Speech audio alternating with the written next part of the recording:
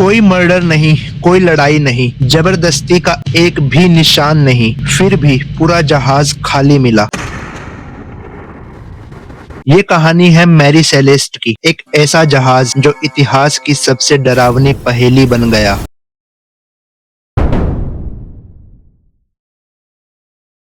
घटना है 4 दिसंबर 1872 की। अटलांटिक महासागर में एक जहाज डेई ग्रेशिया अपनी मंजिल की तरफ बढ़ रहा था। समुद्र बिल्कुल शांत था, बिना किसी खतरे के सब सही चल रहा था। लेकिन अचानक से ही इस जहाज के क्रू मेंबर्स की नजर एक दूसरे जहाज पर पड़ी। ये जहाज हवा में डोल रहा था, लेकिन इसके डेक पर कोई इंसान नहीं था। इस जहाज का नाम था मैरी सेलेस्ट। कैप्टन के दूरबीन से देखने पर पता चला कि जहाज पर झंडा लगा है, लेकिन दिखाई कोई नहीं दिया। जब लगा कि कुछ तो प्रॉब्लमेटिक है यहाँ, तो एक टीम को जहाज पर भेजा गया और यहीं से इस जहाज की कहानी इतिहास बन गई। मैरी सेलेस्ट पर सब कुछ सही सलामत मिला। जब जहाज पर पहुंची हुई टीम ने छानबीन की, खाना रखा हुआ था, पीने का पानी टेबल्स पर रखा हुआ था, कपड़े सही सलामत थे, नेविगेशन टूल्स सही सलामत मौजूद थे और जहाज बिल्कुल सुरक्षित था। यहाँ तक कि कैप्टन की टेबल पर एक कप कॉफी रखा था, जैसे कोई अभी छोड़कर गया हो। लेकिन जहाज पर एक भी इंसान नहीं था। जहाज में मिले डेटा के मुताबिक यहाँ 10 लोग मौजूद थे। कैप्टन बेंजामिन ब्रिग्स, उनकी पत्नी सारा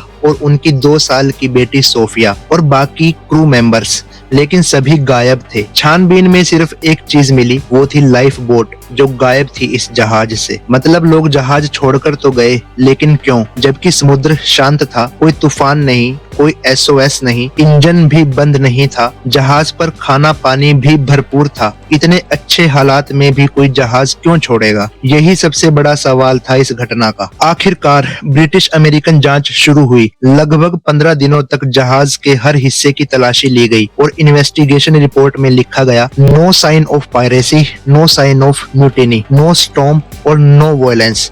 यानी जहाज पर कोई समुद्री डाकू नहीं आए, कोई बगावत नहीं हुई, ना ही कोई तूफान और ना ही कोई लड़ाई हुई है यहाँ। जांच में ये कंक्लूजन निकला कि लोगों ने खुद ही जहाज छोड़ा, लेकिन क्यों?